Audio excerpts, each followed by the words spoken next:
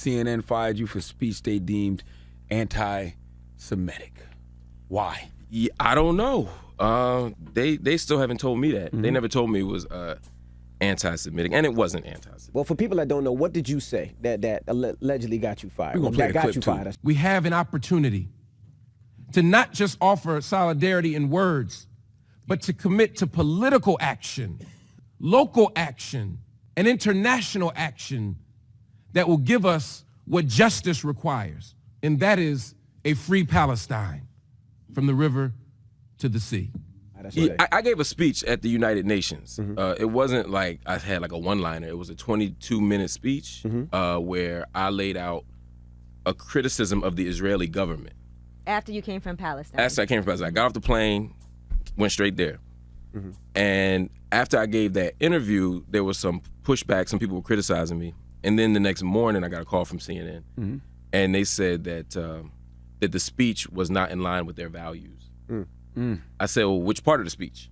Did y'all hear the whole speech? they didn't even tell me that. They didn't tell me, what part of the speech. They didn't tell me how much of the speech. They didn't. It's just the whole speech. So I said, cool. And that was kind of the end of that conversation. A lot of people focused on the last line of the speech where I said, free Palestine from the river to the sea. There comes a point in your life and in your work where you have to take a principled stand, and some people aren't going to agree with you. Right. I stand with a firm critique of Israel. I stand in solidarity with Palestinian people, and I also stand against anti-Semitism. Those aren't competing claims. You know what I mean? You can love Jewish people and say that Jewish lives are not worth more than Palestinian lives, that Israeli lives are not worth more than Palestinian lives. And I can say also that everybody who criticizes Israel doesn't hate Jews, and I would hope that most don't. It's interesting because a lot of criticism will come from people who don't really know what's going on and have never been there. Right. And when you go there and you're walking through a place like Israel, and I'm watching an 80-year-old man have to pull down his pants at a checkpoint.